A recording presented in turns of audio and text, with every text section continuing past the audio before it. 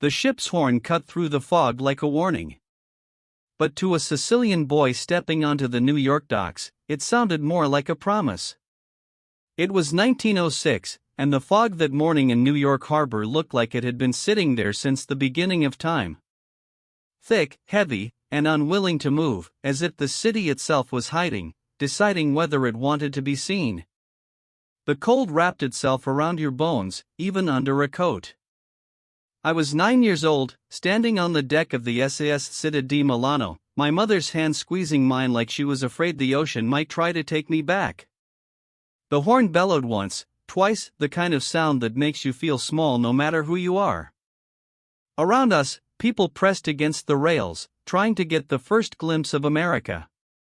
I couldn't see much at first, just the gray water and the ghostly outlines of buildings that seemed taller than mountains. Then, through a slit in the fog, I saw it, the Statue of Liberty rising out of the harbor like something from a dream. The grown-ups whispered prayers. Some cried. Me? I just stared. Not because of what she stood for, I didn't know about freedom or opportunity yet.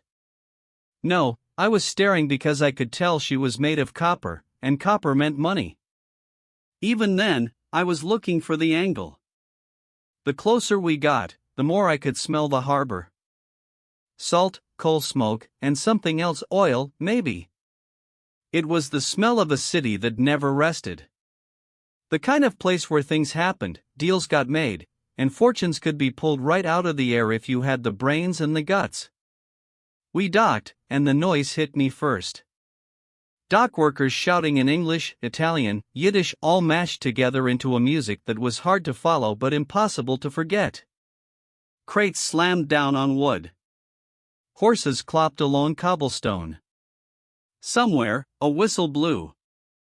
And underneath it all, the distant hum of the city, like the sound of a machine that never shuts off.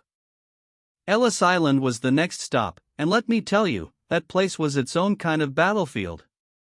My mother kept me close, whispering to me in Sicilian, telling me not to talk to anyone, not to wander off. Lines snaked through the great hall, everyone waiting for some official to decide whether they could stay or had to go back. People were poked, prodded, inspected like they were livestock. You saw the fear in their eyes, the fear of being turned away after crossing an ocean. When it was our turn, I stood straight. They asked my name. My mother said, Salvatore Lucania. The man behind the desk squinted at his ledger, scratched something down, and just like that, I was in America. But the name, they didn't get it quite right. Soon enough, it'd be Lucky Luciano. And I guess, looking back, maybe they weren't so wrong. We stepped out into the city, and the first thing I saw was a group of boys hanging near the pier, their jackets too big, their eyes too sharp for their age. They weren't there to welcome anyone, they were watching pockets, sizing up who was worth following. One of them caught my stare and gave me this little nod, like he knew I wasn't some wide-eyed tourist. Maybe he was right. We found a place to live in the Lower East Side, if you could call it living. 4 floors up in a tenement building that smelled like boiled cabbage and coal dust, with walls thin enough to hear the guy next door breathing. At night, the heat pipes rattled like they were about to give up for good.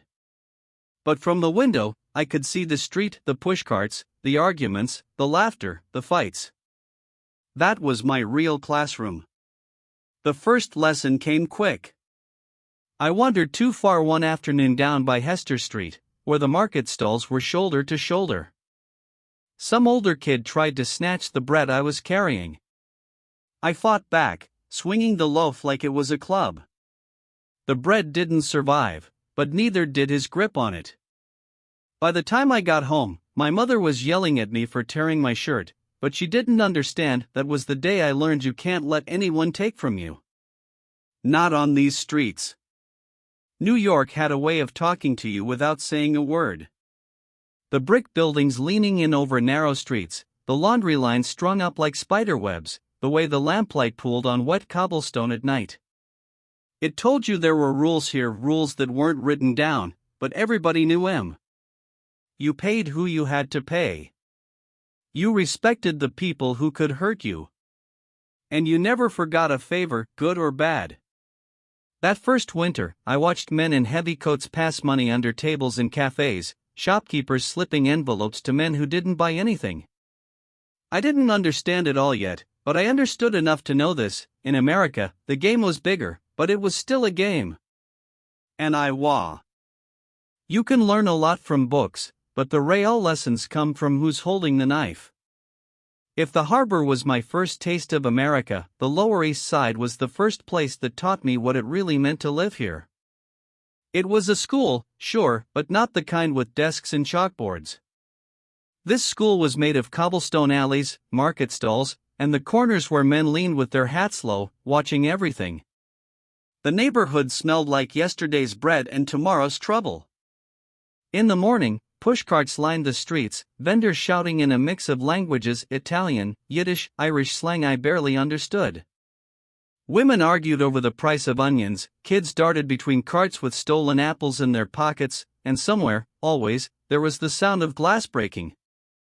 We lived poor, but poor wasn't the same for everyone. Some families just scraped by, keeping their heads down. Others, like the men in the corner cafes, had nicer shoes, cleaner coats, and pockets that jingled. They weren't working in factories, that much I knew. I started figuring out there were two kinds of work in this city: the kind they taxed and the kind they didn't.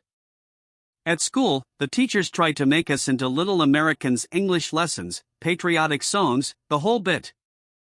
But the moment that bell rang, the real education started. On the street, you learned quick that fists talked faster than words. I wasn't the biggest kid, but I knew how to keep my chin up and my eyes open. One day, a couple of Irish boys cornered me behind a bakery. They wanted my lunch money. I could have handed it over, but I'd already decided nobody was going to make a habit out of taking from me. I swung first. Surprised them enough to get out of there, even if I walked away with a split lip. Lesson learned: hit quick, hit hard, and don't look back. It was around this time I met Meyer Lansky.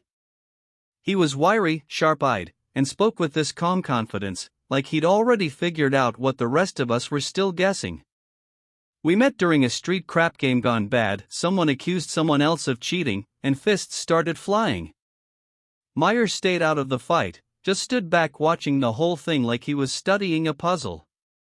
Later, he told me he didn't bother fighting over small money. "Why get your hands dirty," he said, "when you can own the guy rolling the dice?" That stuck with me.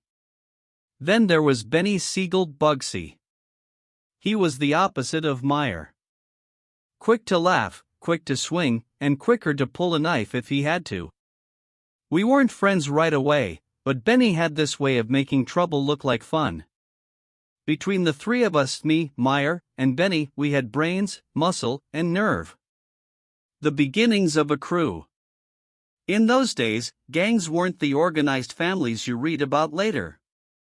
They were loose groups, neighborhood alliances: Italians stuck with Italians, Jews with Jews, Irish with Irish. But the smart ones, like Meyer and me, knew borders were meant to be crossed. That's where the opportunities were. We started small.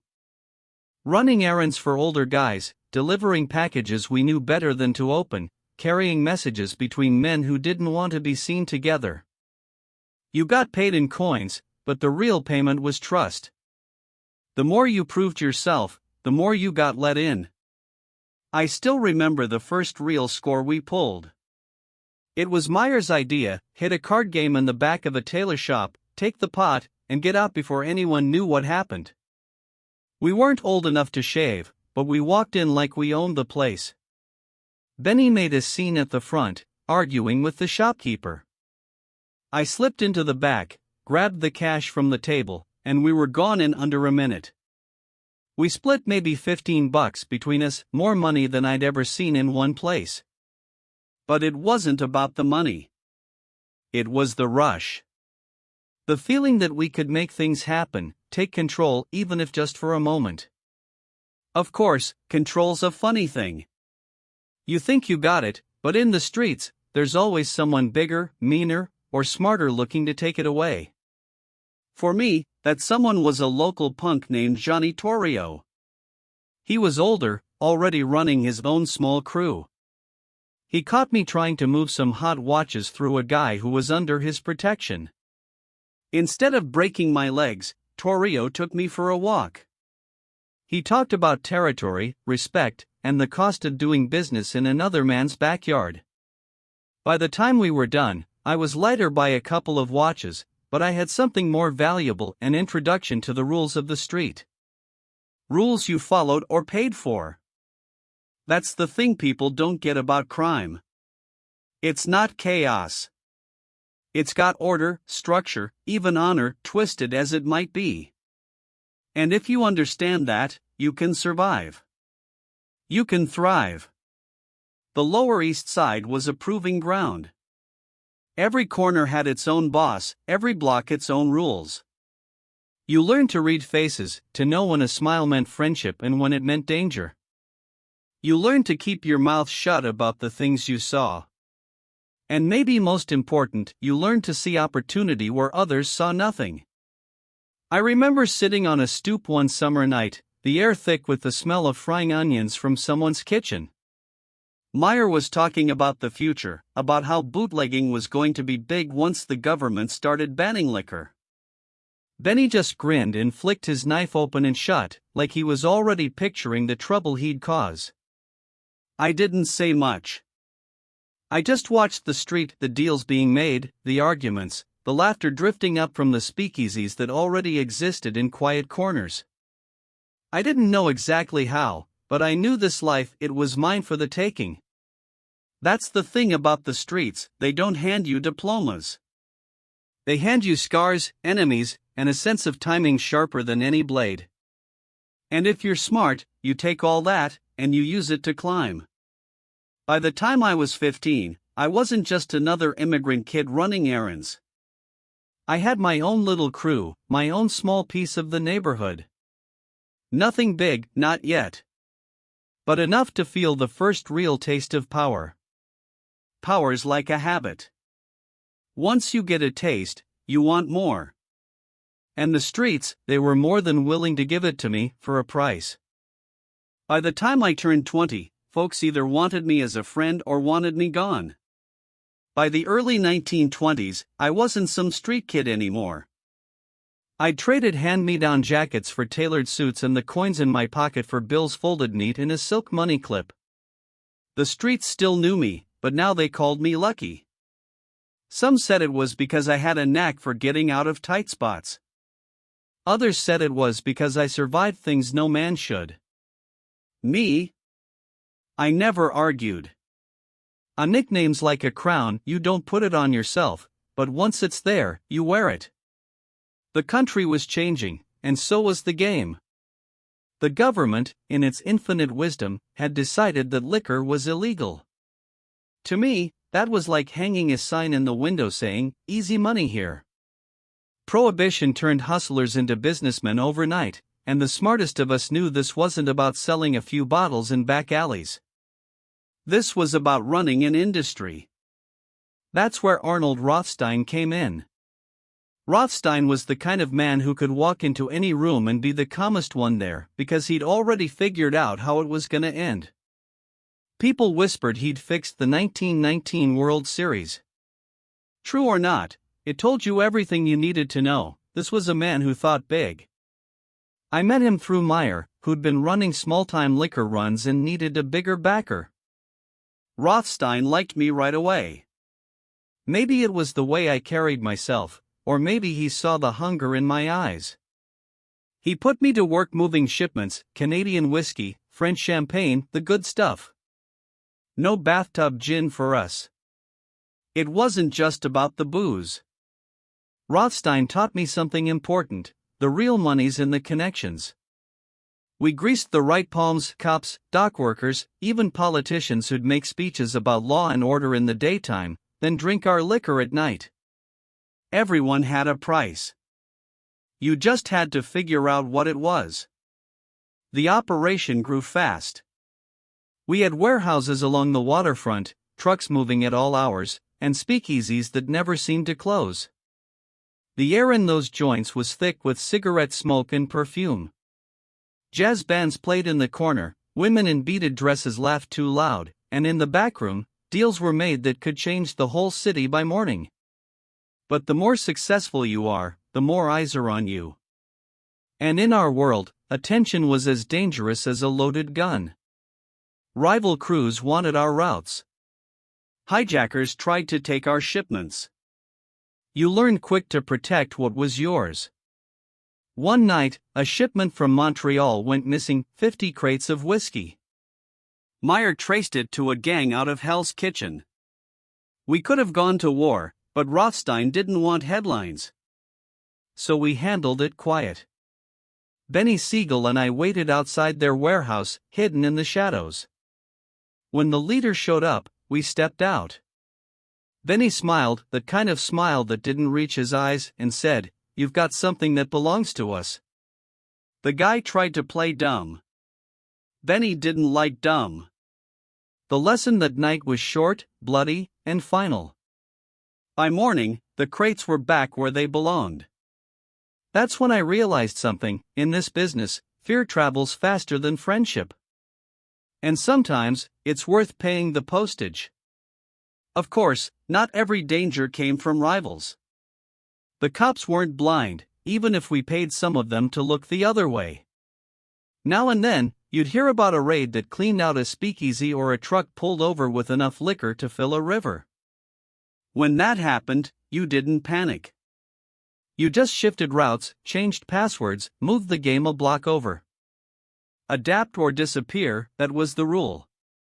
By 1925, I had my own network running under Rothstein's umbrella. The money was good, but it wasn't just the cash. It was the way doors opened for me now. Politicians shook my hand. Club owners poured me the best whiskey without asking for payment. The same cops who used to shove me off corners now tipped their hats when I passed. Still, I didn't forget where I came from. The Lower East Side was in my blood, and I made sure the boys back there knew it. I paid for funerals when families couldn't. I slipped envelopes to mothers whose kids had gotten into trouble. People remembered that. In this life, a favor done is a hook in the water. You never know when you'll reel something back. There were close calls. Once, a deal up in the Bronx went sideways. A rival showed with more men than we expected. Guns came out. I felt a bullet tear through my coat, close enough to kiss the skin. But luck, or whatever you want to call it, was with me again. We got out with the shipment and left the other crew bleeding in the snow. That night, over drinks, Benny said, "You really are lucky." And the name stuck harder than ever. But luck's not magic. It's preparation meeting the right moment. I stayed sharp, listened more than I talked, and always kept one hand on the table and one hand near the piece in my jacket. Looking back, those years were a blur of smoke, silk, and blood. We were living fast, making money faster, and building reputations that would outlast us.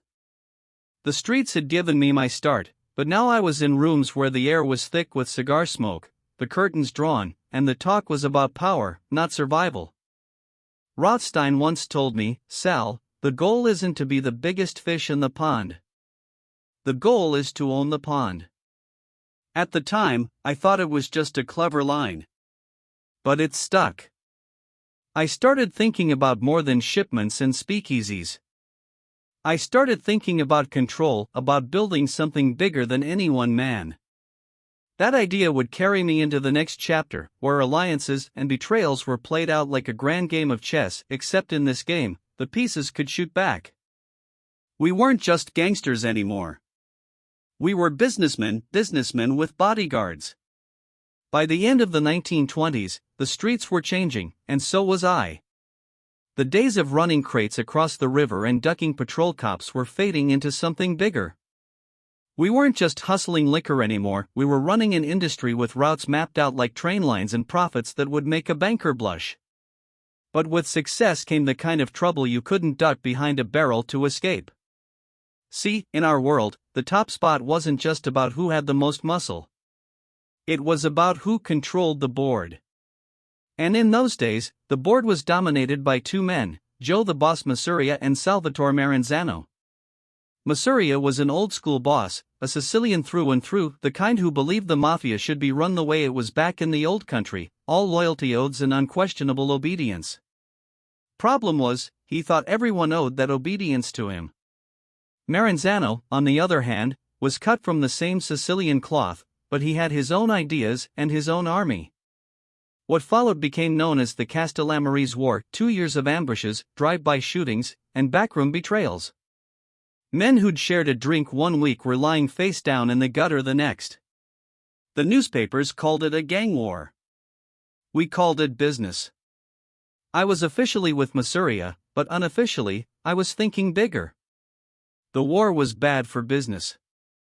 Too much heat, too many bodies, too many routes disrupted. While the old men were clinging to their thrones, I was looking for a way to end it on my terms. That's when I started talking to Maranzano behind closed doors. Quiet meetings in the back of restaurants, always after dark, always with a couple of my men watching the exits. We talked about the future, about how the old boss of bosses system was outdated. One man at the top meant everyone else had to kneel. I wasn't interested in kneeling, not to Masuria, not to anyone. Maranzano listened. He smiled that slow smile of his and said, "Perhaps, Salvatore, we can help each other." The deal was simple: I'd help remove Masuria, and in return, Maranzano would end the war. He'd take the top spot, for now, and I'd have room to build something new. Killing a boss wasn't just another hit. It was a message. You didn't do it sloppy. You did it like a signature on a contract. April 15, 1931, I set the meeting. Masuria liked to play cards at Nuova Villa tomorrow, a quiet Coney Island restaurant. I told him we'd talk business over lunch, just the two of us. He liked me, thought I was loyal. That was his mistake. We sat down, ordered, played a few hands. The place was nearly empty, just the faint sound of waves hitting the pier outside. At one point, I excused myself to the restroom. By the time I came back, my seat was empty because I wasn't sitting at that table anymore. Four of my men walked in: Vito Genovese, Albert Anastasia, Joe Adonis, and Benjamin Siegel. They didn't say a word. The sound of gunfire echoed through the restaurant, sharp and final. Masuria never saw it coming. The papers the next day called it the end of the boss. For me, it was just the beginning. With Masuria gone, Maranzano took the title of Capo di Tutti Capi, boss of bosses. True to his word, he ended the war. But like I said before, I wasn't interested in kneeling. And it didn't take long for me to see that Maranzano was just another old-world tyrant with a different nameplate. He started reorganizing the Mafia into what he called families, but the way he structured it, he was still the king. Worse, word started to reach me that he didn't trust me, that he thought I was too ambitious. In our world, too ambitious is just another way of saying next target. I didn't wait for him to make his move. I'd been studying American business models, corporations with boards of directors, each with a share of the power. Why couldn't the Mafia run the same way? No single boss, no throne to fight over. Just to commission representatives from each family who'd meet to settle disputes, divide territory, and keep the peace. If I could make that happen, we could cut down on wars and heat from the law and make more money than ever. But to do it, Maranzano had to go. It was risky. Killing one boss was dangerous enough. Killing two in the same year? That was asking for trouble. But fortune favors the bold and the prepared. September 10, 1931, Maranzano called me to his office in the Helmsley building. I knew it was a setup. What he didn't know was that I'd already set my own. I sent Meyer and a crew dressed as taxmen to his place before I got there. They went in with briefcases, looking like they were there for an audit. Minutes later, Maranzano was dead. No headlines this time, just a quiet, efficient removal from the board. The old world was finished. The new world, my world, had just begun. We formed the commission not long after. The heads of the major families sat down like businessmen, not warlords. Every man had his territory, his rackets, his say. Disputes were settled with votes instead of bullets, at least most of the time. People think the commission was about peace. It wasn't. It was about profit. War costs money. Peace makes it. And with Prohibition still in full swing, there was plenty to make. Looking back, that year was the turning point. I'd gone from being a soldier in someone else's army to being one of the architects of a whole new system. We weren't just playing the game anymore. We were writing the rules. Of course, rules can be broken. And sooner or later, someone always does. But for the moment, the streets were quieter, the money flowed smoother, and my seat at the table was secure. That's the thing about power: once you've had it, once you've shaped it with your own hands, you can't imagine life without it. And you'll do whatever it takes to keep it, even if that means there's more blood in the boardroom than on the streets. When you run the whole show, but nobody calls you king, that's when you know you're really in charge. By the fall of 31, the streets were breathing easier. No more drive-by funerals every other night, no more bullets flying over who sat at the head of the table. For the first time in years, the rackets were running without a war tax on every shipment. See, after we took care of Maranzano, I didn't crown myself boss of bosses, that was the point. One man at the top was just asking for history to repeat itself. Instead, we built something different, something no one in the old country would have imagined. We called it the Commission. 6 seats to start, the 5 biggest Italian families in New York, plus Chicago. Each man represented his own outfit, each man had an equal say. No one gave orders to another family, and no one moved against another without the Commission's blessing. It wasn't a democracy, not really. But it was close enough to keep us from tearing each other apart. My seat was just one of 6. But make no mistake, I was the one drawing the blueprint. I'd learned from watching guys like Rothstein, the way he kept rival gamblers from stepping on each other's toes. I figured if Wall Street brokers could sit in a boardroom and agree on how to slice up the market, why couldn't we? We divided New York into territories: the Bronx, Brooklyn, Queens, Staten Island, and Manhattan. Each family had its slice, with clear lines. Step over those lines without talking to the man in charge, and you'd get a quiet reminder, the kind you didn't forget. Outside New York, the Commission's influence spread fast. Atlantic City, Cleveland, Detroit, Kansas City, Los Angeles, even Havana had a seat at the table in spirit. And the beauty of it was, we didn't have to put our faces on anything. No public speeches, no photographs shaking hands.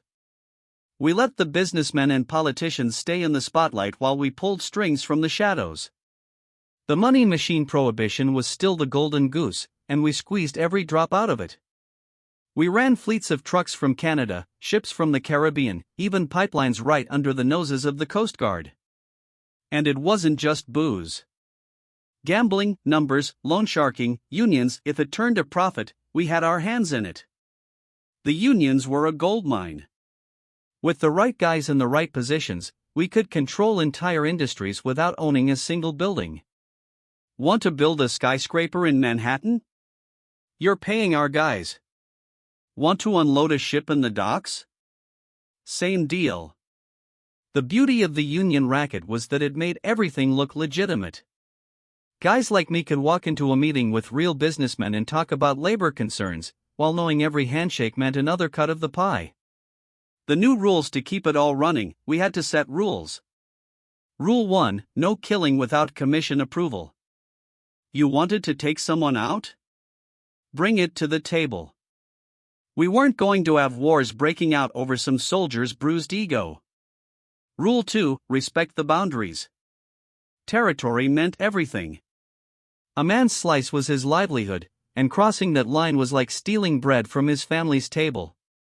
Rule 3: business comes first. Personal grudges got left at the door. We didn't need heroes or hotheads, we needed men who understood that money flowed better in calm waters. And it worked. The newspapers started writing less about gang wars and more about unsolved crimes. The cops didn't have a war to break up anymore, just scattered whispers they couldn't piece together. Why no crown? People still ask why I didn't make myself boss of bosses. Simple, a king's head is the easiest one to cut off. The guy in that chair paints a target on himself the size of the Empire State Building. But if you're just one of 6, you can be the quiet voice that steers the whole ship without standing on the bow. And if anyone gets ideas about replacing you? Well, they'd have to convince the other 5 first. It was the safest seat in the house and the most powerful. Looking beyond the streets, what most people don't get is that I wasn't just thinking about next week's earnings. I was thinking about 10 years from now, about building something that would outlive me. The commission wasn't just a truce, it was a blueprint for organized crime in America. No more wild gunfights in the middle of the day. No more constant upheaval every time some upstart got greedy. We made the mob into a business, one with rules, strategy, and stability. And in this business, stability was worth more than gold. But stability has a price, of course. Keeping the peace meant making hard calls. Sometimes that meant approving a hit because it was better for the whole. Sometimes it meant letting a guy walk because the fallout wasn't worth the trouble. And sometimes it meant sitting across from a man you knew would have gladly put you in the ground if he could, and shaking his hand anyway. That's the thing about building an empire without a crown, you're always smiling at people you don't trust. But as long as the money kept flowing and the streets stayed quiet, I could live with that. By the mid-30s, the commission was working like clockwork. The feds were still chasing shadows, the city was ours, and nobody, not even the old Sicilian hardliners, could deny that the new system worked. And me? I was right where I wanted to be.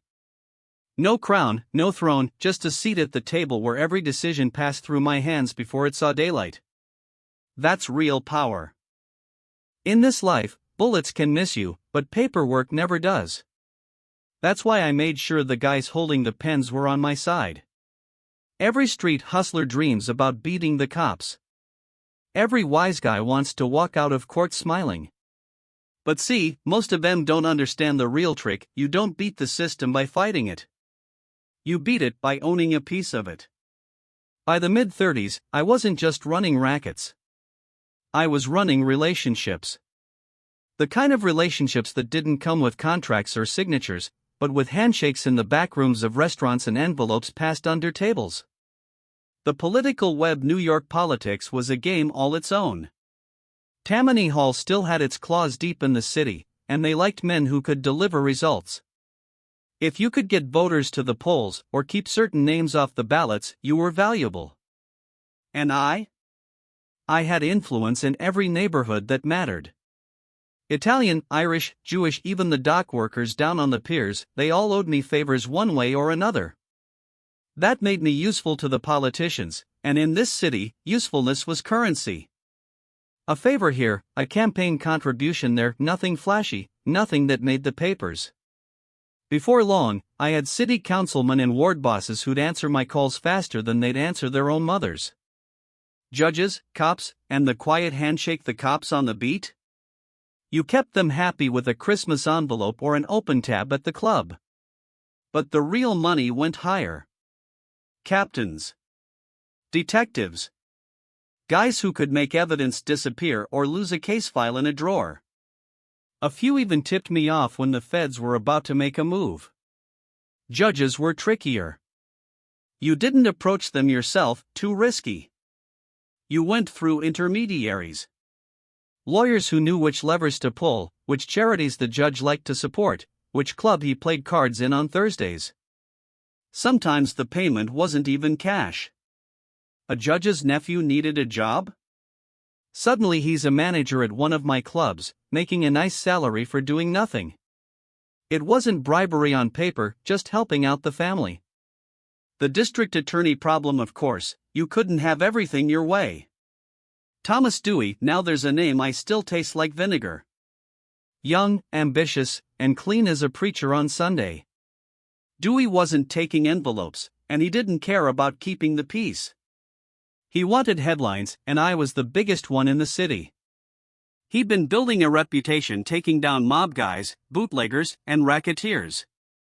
I knew it was only a matter of time before he came gunning for me. That meant I had to make my shield stronger. More friends in more places. More favors owed. The tighter the web, the harder it was for Dewey to pull me out. Businessmen as allies, the newspapers liked to paint us as nothing but street thugs in expensive suits. Truth was, I had more in common with the guys on Wall Street than the guys swinging bats in the alley. I built relationships with shipping magnates, construction tycoons, even a few bankers. They needed the docks to run smooth, the unions to stay in line, the labor strikes to vanish before they started. I could make that happen. In return, they'd sponsor charity events I cared about or donate to political campaigns that kept my people in power. It was mutual investment, plain and simple, just with different kinds of returns. Why friends in high places mattered. People think power in this business is about muscle, about who can send the biggest message when someone steps out of line. That's small-time thinking. Real power? That's when trouble never even gets to your doorstep. That's when a raid gets called off before the trucks leave the station. That's when a witness wakes up one morning and decides he doesn't remember what he saw. And the beauty of it was, most of the time, I didn't have to ask. The system was built on favors, and once you're part of that cycle, the machine runs itself. Keeping it clean, the trick was distance. Never be the guy handing over the envelope. Never be in the same room when the conversation turns to how much. You used buffers, men whose whole job was to talk to the right people, grease the right wheels, and keep your name out of the sentence. That way, if the heat ever came, all they had was rumors. And rumors I could live with. The international angle, it wasn't just New York. I had guys in Havana who could get me into the Cuban government's ear. In Italy, I still had connections, though Mussolini was making things tricky. And in Washington, there were a few senators who enjoyed our hospitality when they came to town. You'd be surprised how easy it was to make a federal man forget about you once he'd spent a weekend at the Waldorf on someone else's dime. But every friend has a price, of course, every handshake, every quiet nod, it all came with strings. You might need to fix a union election for a councilman. Or make sure a competitor's shipment accidentally disappears for a businessman. Sometimes the price was easy. Sometimes it made you grit your teeth. But that's the cost of playing in the big leagues. You pay in favors, or you pay in blood. By the time Dewey finally put his crosshairs on me, I had a fortress built not out of bricks, but out of people. Cops, judges, businessmen, politicians, all tangled in a net they didn't even realize they were part of. I wasn't bulletproof. Nobody is. But I was insulated. And in my world, insulation was the closest thing you got to immortality. The streets were mine. The courtrooms were mine. And for a while, even the law was mine. If you think the mob was just Italians in Little Italy, you don't know half the story. Harlem had its own empire. And I made sure my name was on the deed. The newspapers loved to write about the Mafia like it was a closed club, Sicilians only, blood oaths, secret meetings in back rooms. But the truth? Money doesn't care what color your skin is, what language you speak, or what block you grew up on. And if you were smart, neither did you. That's why Harlem was a goldmine most of the old-timers were too stubborn to touch. They saw it as someone else's territory. I saw it as an open door. The numbers racket, you gotta understand, Harlem ran on numbers. A penny here, a nickel there, every working man and woman in the neighborhood put a little down on their lucky number every day. It was like the lottery before the government figured out they could take a cut. The payouts kept people playing. The house always made more than it lost. It was simple math, and it brought in thousands a day. But controlling numbers in Harlem? That was tricky. You couldn't just muscle your way in. The people there trusted certain names, and one name towered above the rest: Bumpy Johnson. Meeting Bumpy Ellsworth Bumpy Johnson wasn't some street punk. He was a businessman, just like me, who happened to operate outside the law. He had style, brains, and a grip on Harlem tighter than a banker's fist on a dollar. When I first heard of him, I told one of my guys, "Get me a sit-down." And when we finally met, it wasn't in some dark alley. It was in a quiet cafe, middle of the afternoon, both of us dressed sharp enough to cut glass. We talked business. Not threats, not territory, business. I told him I respected the way he ran things and I wasn't here to take over. I was here to make both of us richer. He listened. That was the first sign he was smarter than most men I dealt with. The partnership, here's how it worked: Bumpy controlled the numbers on the street. His people took the bets, collected the cash, paid the winners. My end? I handled protection from the bigger sharks, including the cops who were always looking for a reason to swoop in. I also brought in efficiency, bookkeeping, collections, payouts. I had systems the old-timers never dreamed of. With my connections and his neighborhood control, we took the numbers racket from profitable to unstoppable. And we split it clean. That's the thing about a good partnership: nobody feels like they're getting shorted. Respect goes both ways. Harlem had its own rules, and I followed them. If you walked in there acting like you owned the place, you wouldn't walk out. Bumpy knew everybody: the preachers, the club owners, the policy bankers, the hustlers, the women who ran the beauty shops where half the gossip in Harlem started. I never tried to bypass him. If I wanted something in Harlem, I went through Bumpy. And because I respected him, he respected me. That's why our deal lasted. The social scene Harlem wasn't just about money. It was alive: jazz clubs, speakeasies, after-hours joints where the music didn't stop till the sun came up. Places like the Cotton Club, Small's Paradise, the Savoy Ballroom, these weren't just entertainment spots, they were networking goldmines. You could sit at a table with a politician, a gangster, a Broadway star, and a bootlegger all in one night. I made sure my face was seen, my glass was always full, and my tab was always paid. It sent a message: I was welcome here. The police problem, of course: success brings heat. Harlem's numbers runners were easy targets for the cops. But here's the thing: cops are like anyone else. They like their pockets lined, and they like to know which side their bread is buttered on. Bumpy had his local contacts. I had mine downtown. Together, we made sure raids were rare and short-lived. And if someone did get pinched, there was always bail money ready and a lawyer waiting before the ink was dry on the arrest report.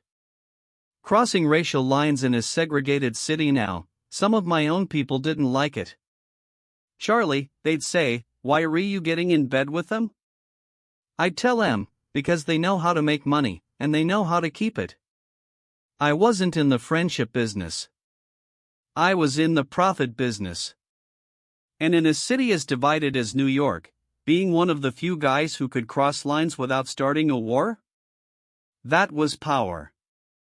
Trouble in the ranks, of course. There were others who wanted a piece. Small-time hustlers trying to skim off the numbers. Cops who got greedy.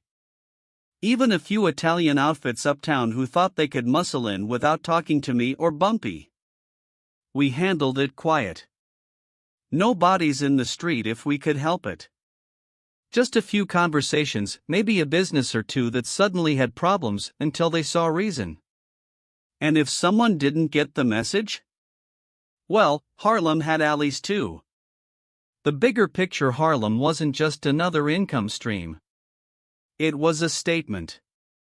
It said I could do business anywhere, with anyone, as long as the deal made sense. It proved that the Commission's rules about territory were flexible if you had the brains to make them work for you. It also set the stage for something bigger: a network that went beyond ethnicity, beyond neighborhood, beyond the old us versus them thinking. Why it worked because we trusted each other, not in some fairy tale way, but in the way businessmen trust that the other guy likes money as much as they do. Bumpy knew I wasn't gonna send guys to take his streets. I knew he wasn't gonna cut me out of the profits. That mutual greed kept us honest.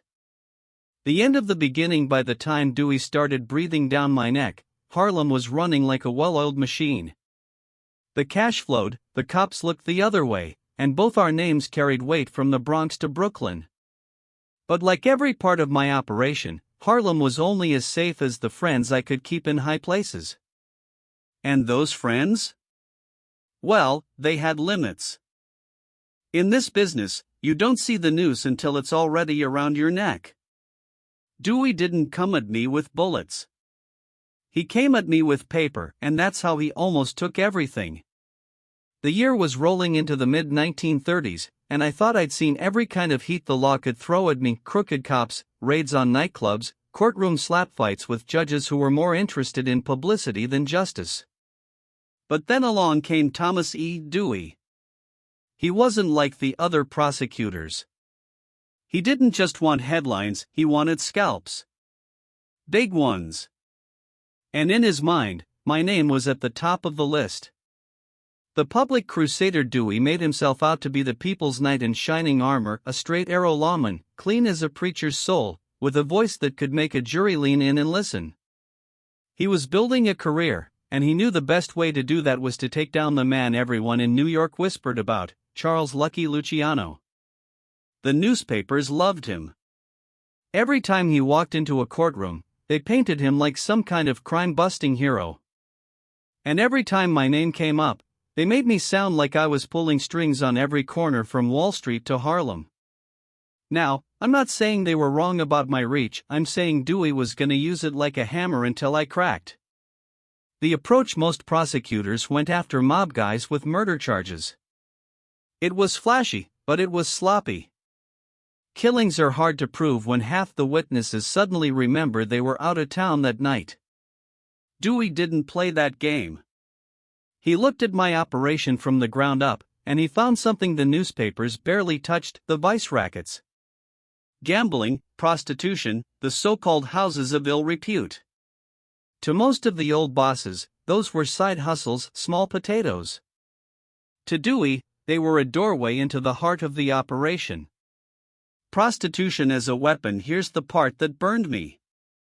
Dewey knew the public hated murderers, but they loved a juicy scandal. And nothing was juicier than sex. So he started digging, not into my gambling halls or bootlegging routes, but into the brothels. He sent in undercover cops, had them pose as customers, pay for services, get names, faces, times. He built ledgers full of testimony from madams and working girls. And then? He tied it all to me.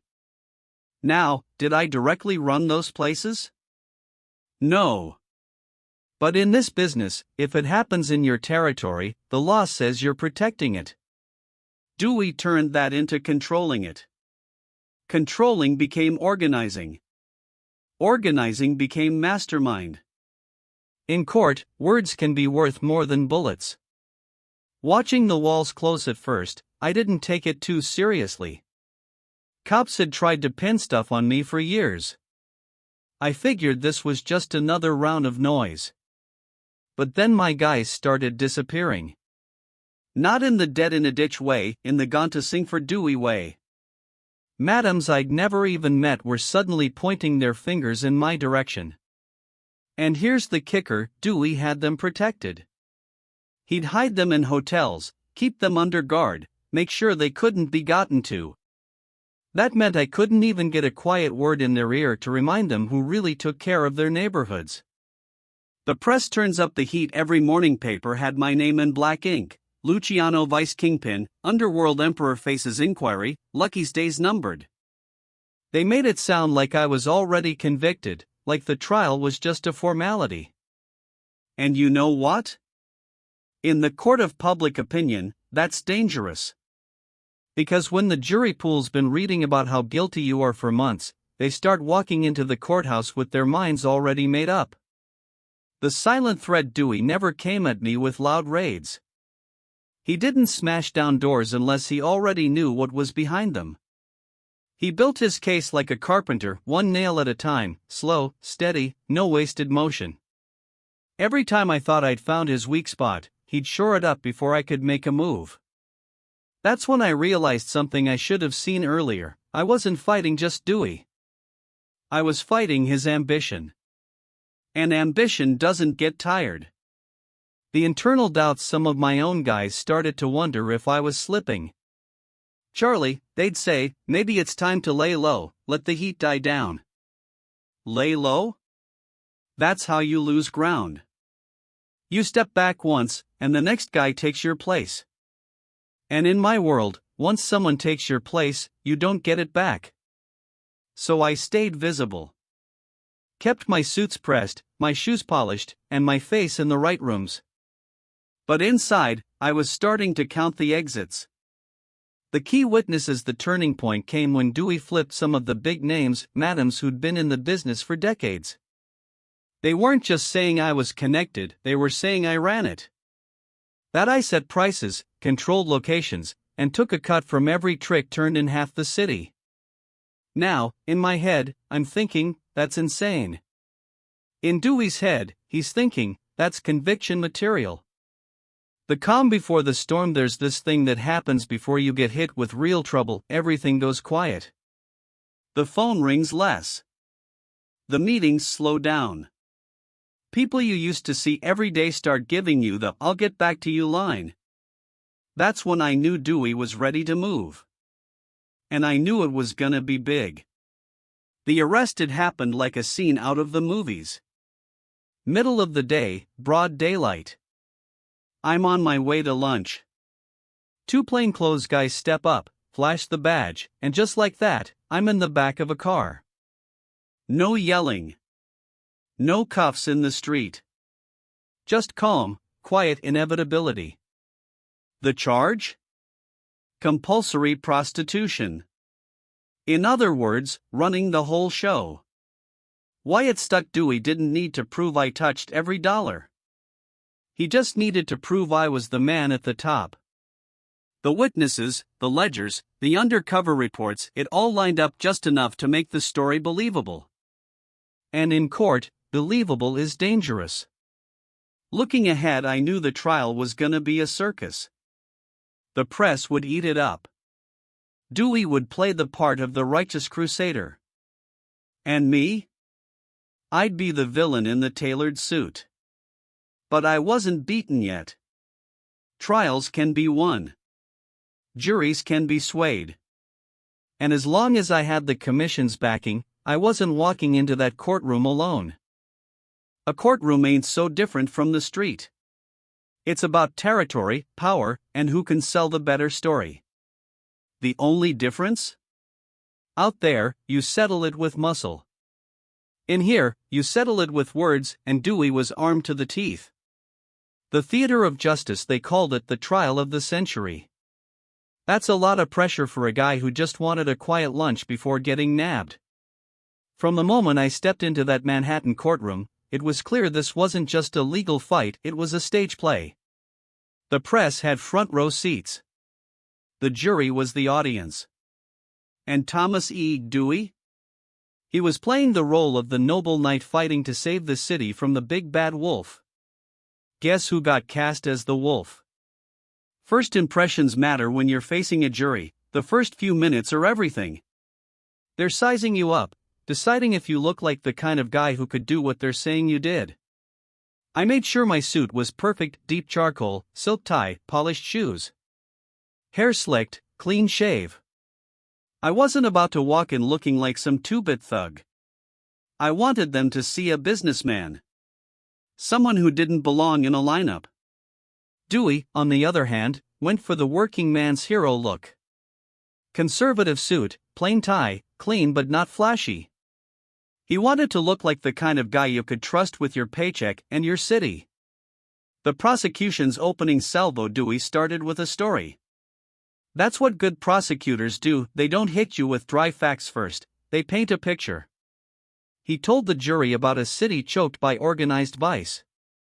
About women forced into lives they didn't choose. About a man, me, pulling the strings from a high-back leather chair, profiting off their misery. Every sentence was measured, every pause calculated. He wasn't just talking to the jury, he was performing for them. And the reporters were eating it up. Pens flying, cameras clicking.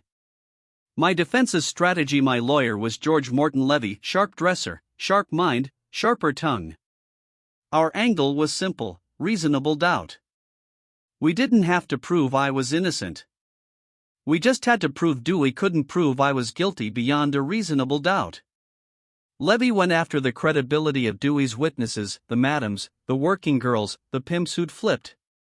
He made them look unreliable, desperate, out for deals. He painted Dewey's case as built on the word of people who'd sell their own mother if it shaved a year off their sentence.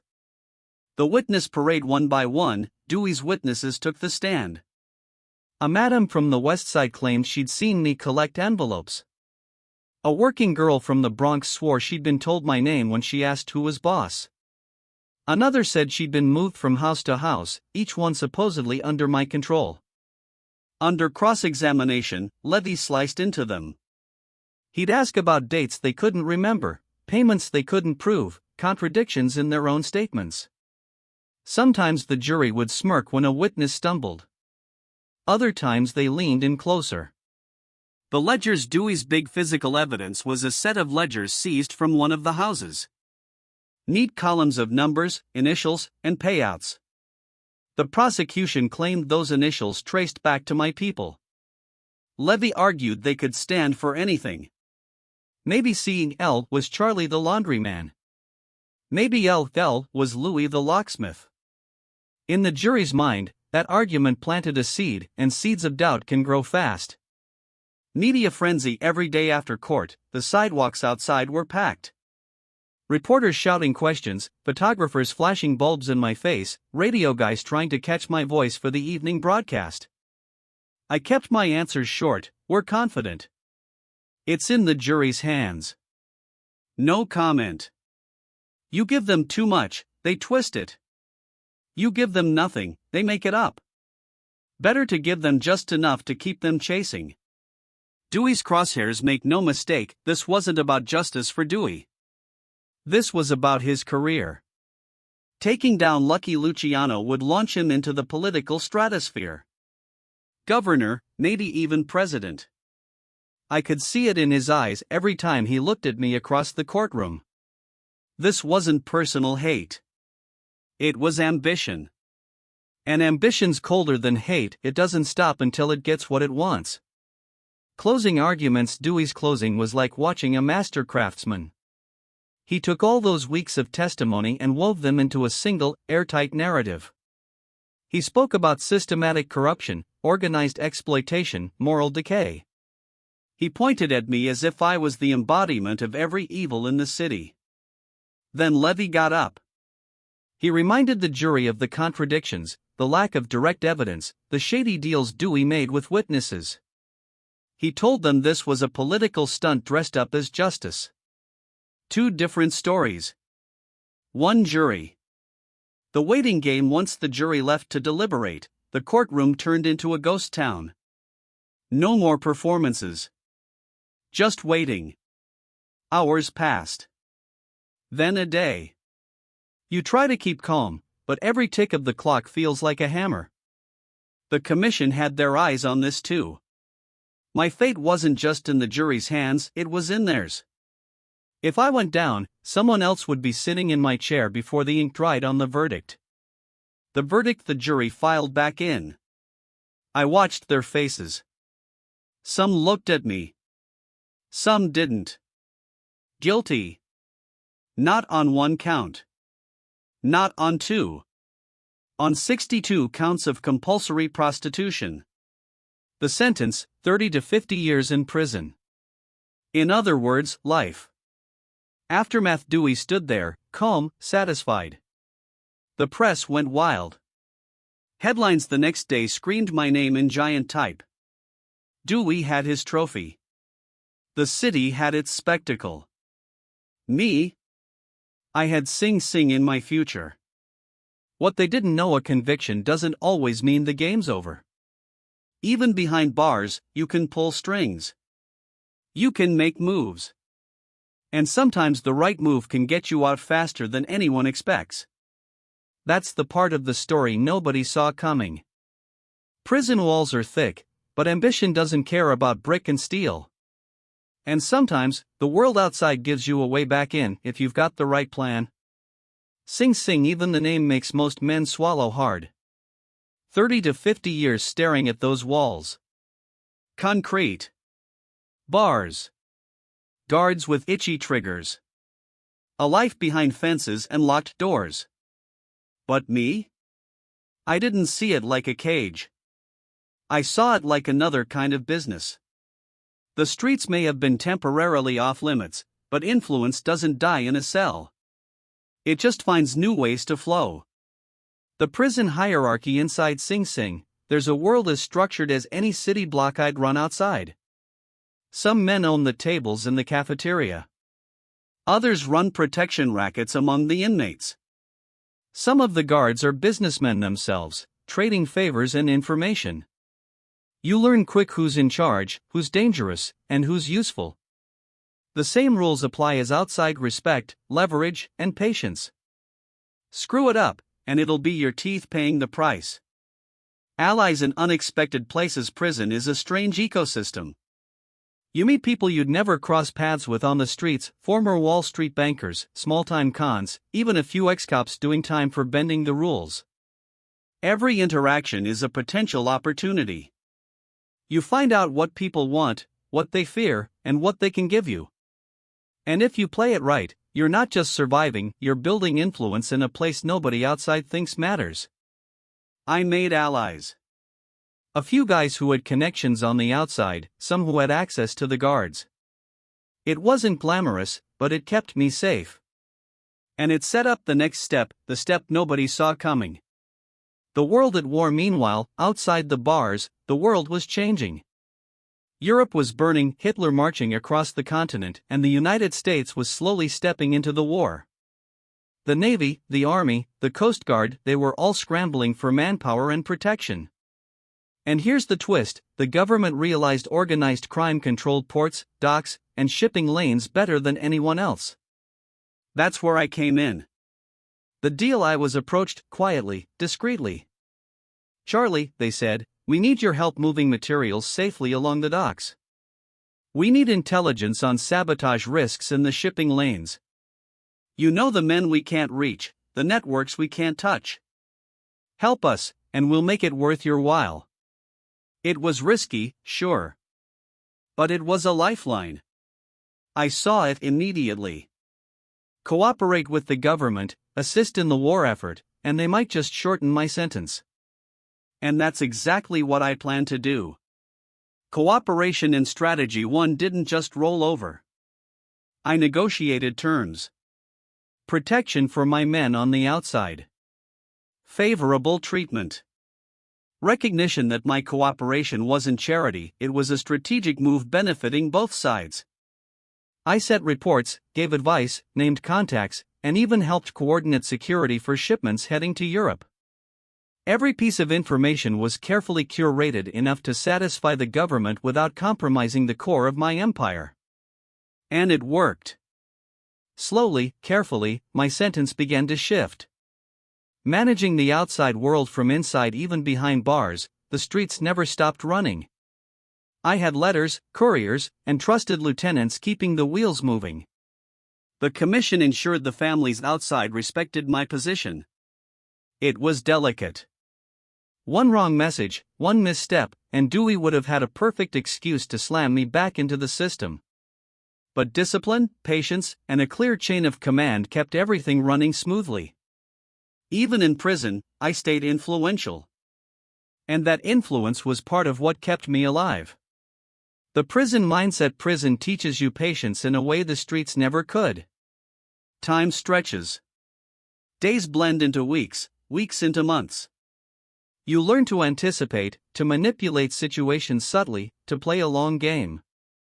And you learn something else: people always underestimate you. guards, fellow inmates, even politicians and lawyers outside the walls. That underestimation is a weapon. I wielded it carefully, like a scalpel. Every meeting, every favor, every conversation became a tool. The war's impact by 1942, the U.S. was fully engaged in World War II. Ports were critical, shipping lanes were dangerous, and the Navy needed every bit of intelligence it could get. My cooperation became more than just a way to reduce a sentence, it became a matter of national interest. I helped secure convoys, identify potential sabotage, and advise on the best ways to handle dock operations without alerting the wrong people. It was strange, ironic, even a mob boss in Sing Sing helping save American lives. But in my mind, it was simple: work the system, survive, and maintain leverage. The payoff: by late 1945, my work had been recognized. There were whispers in political circles, letters from Navy officials, and a few high-ranking figures quietly lobbying for my release. It wasn't public. It wasn't flashy. But it was effective. The same system that had locked me up now became the mechanism that would free me. And that freedom? It wasn't just for me, it was for the empire I'd built, the families I still controlled, and the streets that still knew my name. Reflections behind bars. Sitting in that cell, I thought a lot about power. Real power isn't about muscle or fear. It's about leverage, influence, timing, and patience. You can have all the territory in the world, but without strategy, it's just a playground. The war taught me that. It showed me that even the government can be influenced, even prisons can become opportunities, and even the hardest walls can't contain ambition. The release: when the day finally came, when my sentence was commuted, I walked out of Sing Sing not just a free man, but a smarter one. I had seen the machinery of government from the inside, learned how to navigate it, and ensured that my empire would survive without me even being on the streets for a while. The streets of New York were waiting. And I was ready. Looking ahead, life behind bars wasn't a defeat. It was a recalibration, a chance to plan the next chapter, solidify alliances, and prepare for the challenges that lay ahead. Because for Lucky Luciano, freedom wasn't just walking out of prison. It was walking back into a world that I still controlled, smarter, stronger, and ready for the next move. Time behind bars teaches patience. But the streets? They don't wait. When I stepped out, the game hadn't stopped, it had only shifted. And I intended to be the one calling the shots. Returning to New York, walking out of Sing Sing, the air hit me differently. New York had changed while I was away. Buildings had gone up, neighborhoods had shifted, and some old faces had been replaced. But the fundamentals: power, money, and influence, those never change. The first step was simple: assess the situation. I couldn't just waltz back into the old operations and expect respect. People die or get promoted when a king disappears. Some of my old lieutenants were still loyal. Others? They'd adapted, carved their own corners of the city. The commission's role during my absence: the Mafia Commission had continued its work, but without me, it was fragmented. Families had grown ambitious. Old grudges were simmering. The post-war period brought new opportunities and new threats. Re-establishing myself wasn't just about territory, it was about authority. I had to remind every family head who set the rules, who mediated disputes, and who decided on major operations. That authority didn't come from fear alone, it came from the network I'd built over decades, from my ability to broker deals others couldn't. Meeting the families, I scheduled meetings in back rooms and private clubs, neutral grounds where no single family had an advantage. Italians, Sicilians, Jews, and even a few Irish connections were present. Every handshake, every glance, every word mattered. I reminded them of past agreements, highlighted mutual benefits, and subtly hinted at consequences for anyone who tried to undermine the balance. Power in New York wasn't about unilateral control, it was about managing alliances, negotiating disputes, and ensuring everyone saw that sticking with me was in their best interest. The Harlem Connection revisited. Bumpy Johnson was still running Harlem, but the city's racial dynamics had shifted. Post-war Harlem was bustling, jazz clubs, speakeasies, gambling dens.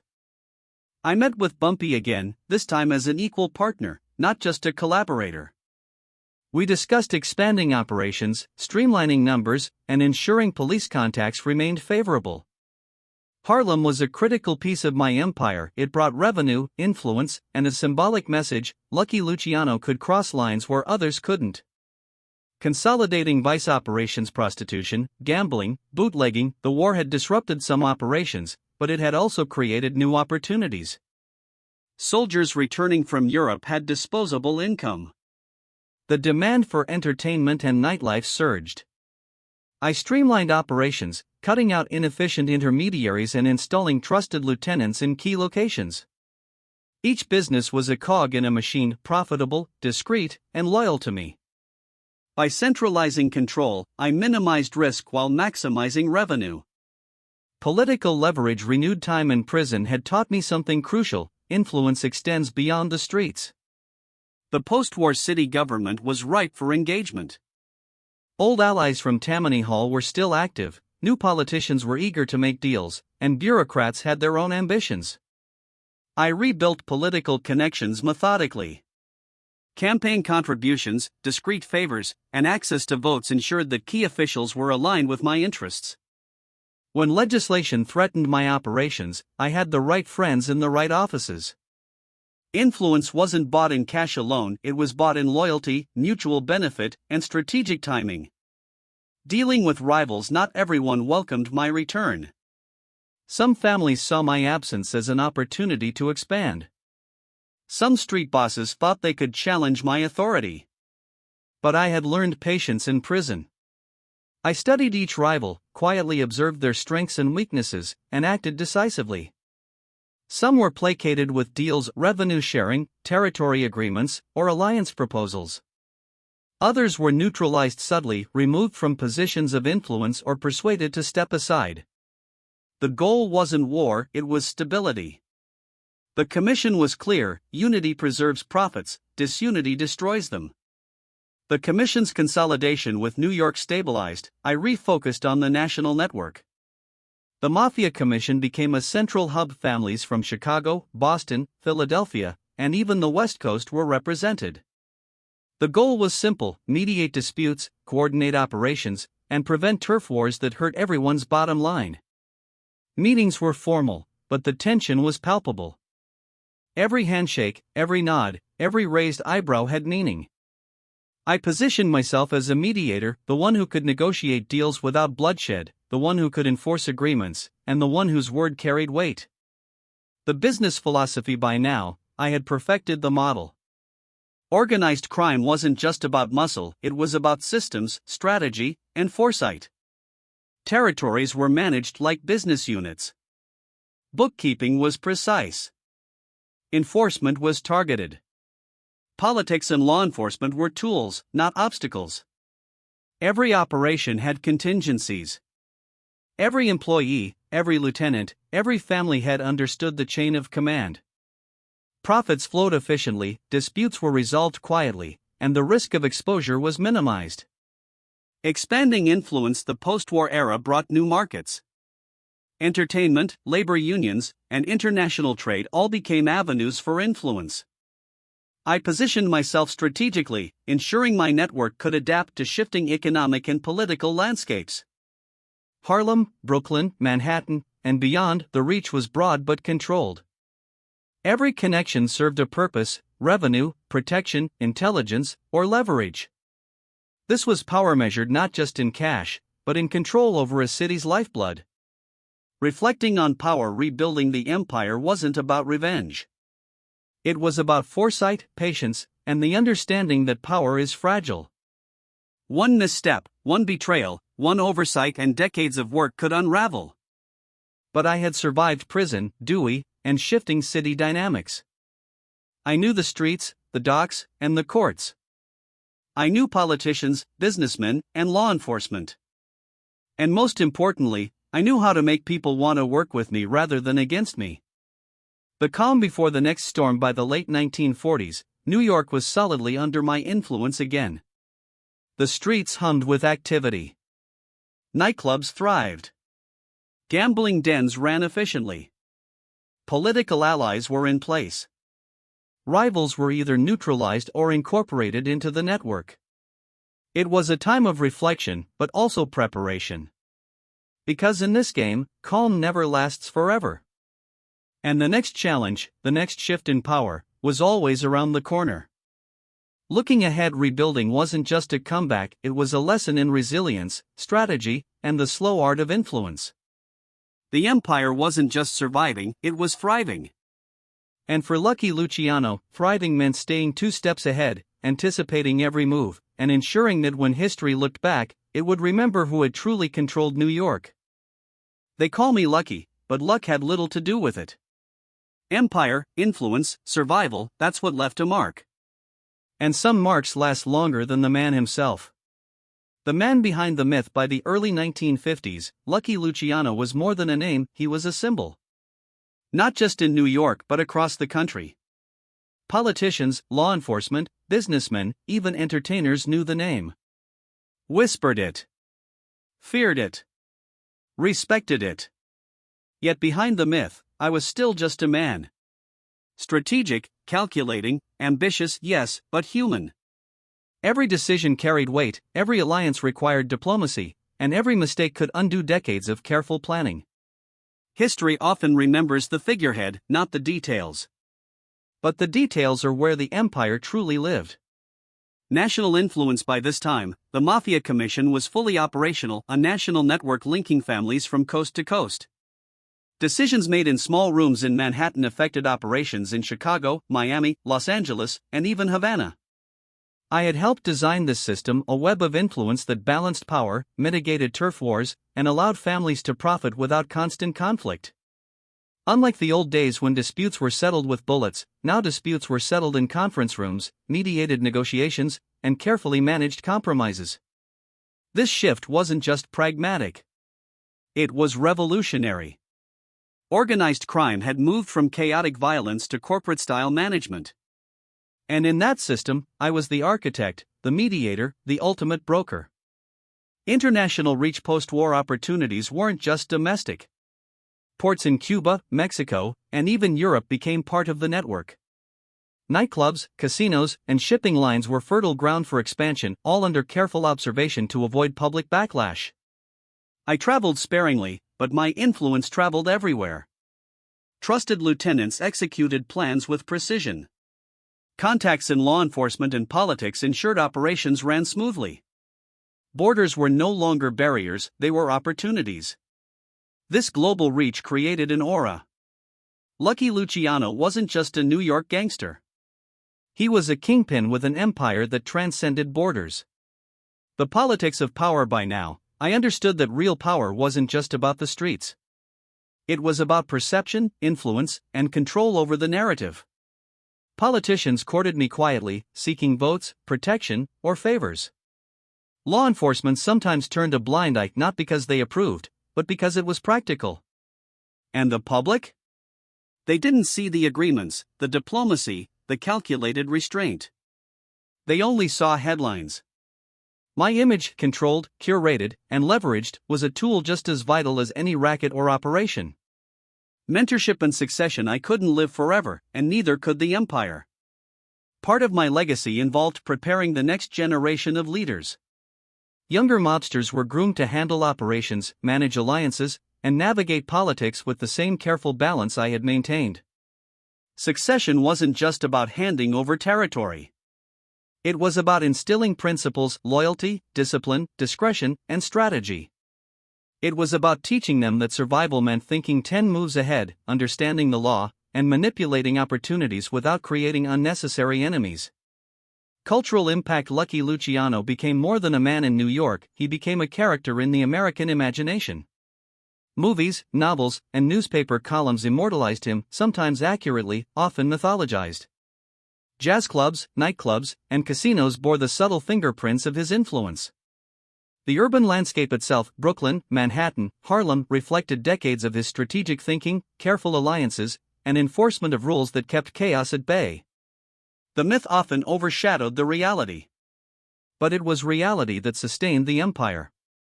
The myth? That's what made people talk, remember, and, in some cases, admire. Reflection on strategy. Looking back, the secret to my success wasn't violence or intimidation alone. It was strategy. It was the ability to balance fear with respect, profit with discretion, and loyalty with leverage. Every deal, every alliance, every maneuver was calculated. Some succeeded brilliantly. Others faltered slightly, but adjustments were always made. The streets, the politicians, the police, the media, all were elements in a game I learned to play better than most. Even after decades, the principle remained: control the narrative, manage the alliances, and always anticipate the next move. Health and challenges. Time isn't kind. By the 1960s, health challenges began to appear. Diabetes, heart issues, and the inevitable fatigue of years in a high-stakes game reminded me that even empires require caretakers. But I didn't stop. Decisions continued to be made, alliances maintained, and influence extended. I worked to ensure that no matter what, the empire would survive, even if I could no longer dictate every move personally. The final moves. The last decade of my life was about consolidation rather than expansion. Territories were stabilized, key alliances secured, and potential threats neutralized. The Commission continued to operate efficiently, ensuring that New York remained a model of organized crime governance. I focused on diplomacy more than enforcement. Letters, meetings, and discreet visits replaced street-level oversight. My role evolved from direct control to strategic oversight, a chess player moving the pieces while others made the tactical plays. Legacy secured. By the time of my passing in 1962, the foundation was unshakable. Families respected agreements, the Commission functioned with relative stability, and the national network thrived. Beyond money or territory, my real legacy was structure, a system where conflicts could be negotiated, power could be balanced, and influence could be extended without constant bloodshed. It was a blueprint that generations would follow, intentionally or not. My name became shorthand for authority, cunning, and the potential for controlled chaos, a model for those who came after. Lessons from the life. The story of Lucky Luciano isn't just about crime or notoriety. It's about vision, strategy, and adaptation. About understanding the people around you, leveraging opportunities, and always thinking several steps ahead. It's about surviving not just in the streets, but in the courts, in prison, and in the eyes of a society that constantly underestimated you. Ambition, patience, and calculated risk, those were the constants that defined the man behind the legend. Closing reflections. Looking back, the streets, the courts, the prisons, and the nightclubs were all pieces of a larger puzzle. Each decision, each alliance, each risk was part of a deliberate plan. And when people ask about Lucky Luciano, they often see only the myth, the violence, the notoriety, the glamour. Few recognize the architecture of influence, the meticulous planning, and the strategic mind that controlled a city and left a legacy that outlived the man. That legacy isn't just in stories or headlines. It's in the systems I built, the alliances I forged, and the balance I maintained. It's in the understanding that power is as much about diplomacy as it is about muscle. And that, in the end, is what made Lucky Luciano more than a gangster. It made him a kingpin. Even a kingpin's reign has its sunset. But for Lucky Luciano, the sun never truly set, it just moved across the Atlantic. The price of freedom. After years of influence and negotiation, my freedom came at a price. Immigration authorities were waiting. Despite my service during the war, my past convictions meant one thing: deportation. Italy, the land of my birth, would be my new address. Stepping off the ship, the Mediterranean air felt familiar, yet foreign. I wasn't a young immigrant seeking opportunity anymore. I was a seasoned strategist, a man whose empire had survived war, prison, and prosecution, now facing exile. Italy revisited. Naples and Sicily were beautiful in the post-war years, but they weren't home in the way New York was. The streets, the accents, the rhythms, everything reminded me that I belonged to a city across the ocean. Yet there were opportunities even here. The Italian Mafia was fragmented after the war. Old families were regaining power, and some remembered my influence. Letters and messengers flowed between Italy and New York, keeping the lines of communication alive. Even from afar, I could manage alliances, mediate disputes, and ensure my American empire remained intact. Maintaining influence from a far distance is dangerous in business, especially one built on loyalty and discretion. Yet I adapted. Regular correspondence, trusted couriers, and periodic visits kept my networks operational. I advised the families in New York on key decisions, territory disputes, strategic partnerships, and even law enforcement relations.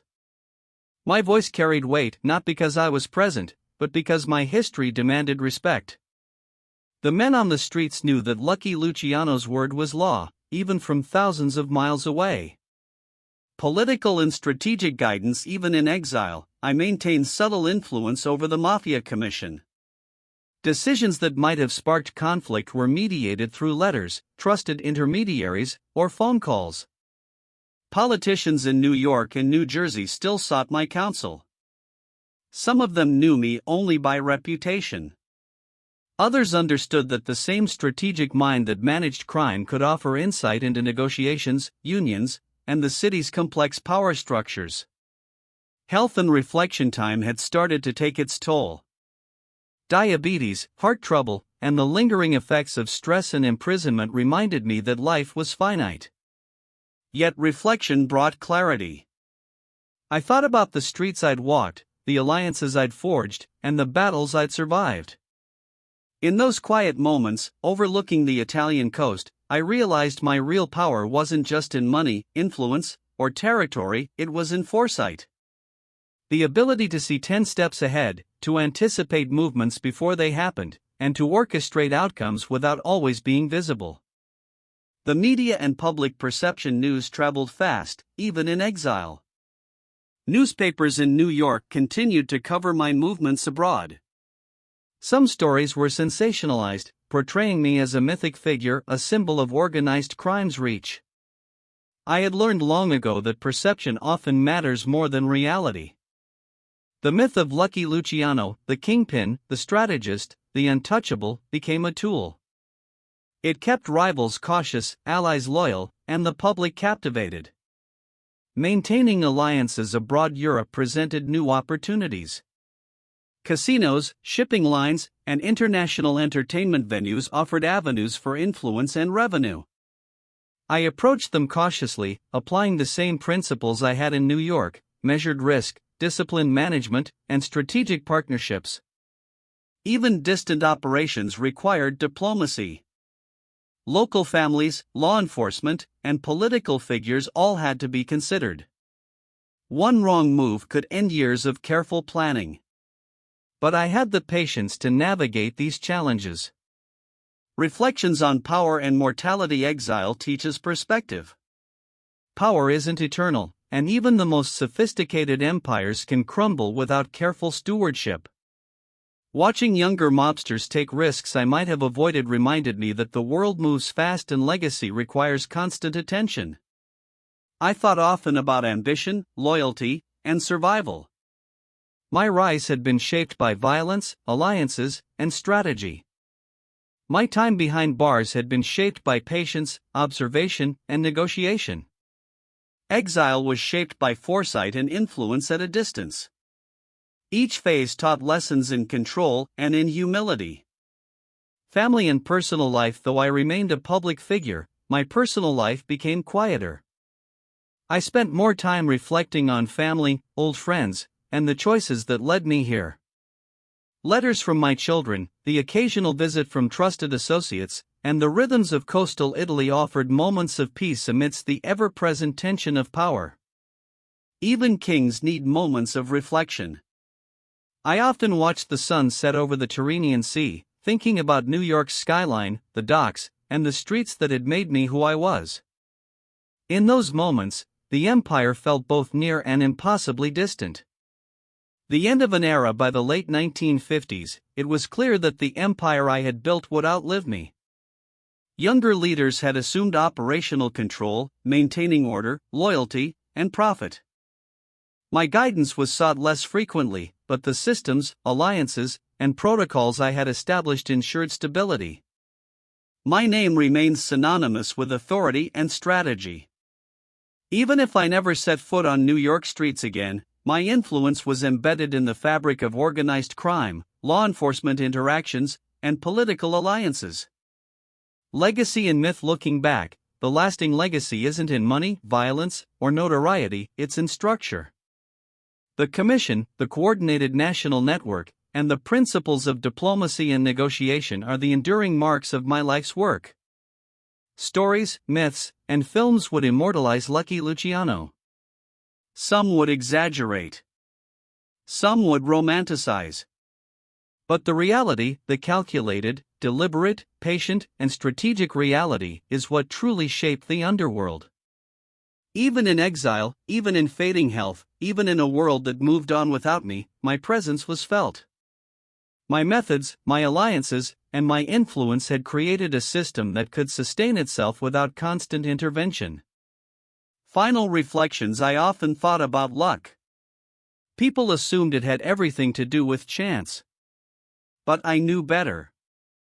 Luck was opportunity met with preparation. Luck was knowing when to act, when to wait, and when to negotiate. I survived wars, prison, legal battles, and exile not because of luck alone, but because of foresight, strategy, and adaptability.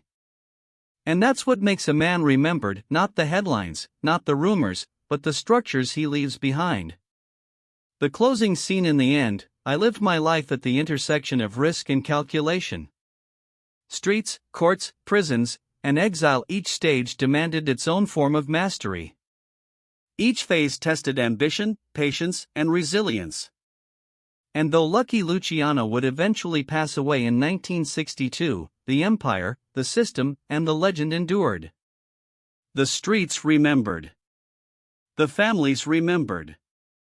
And the myth of a kingpin who shaped an entire era of organized crime lived on far beyond the limits of time, borders, or mortality. Transition to legacy. The story doesn't end with death.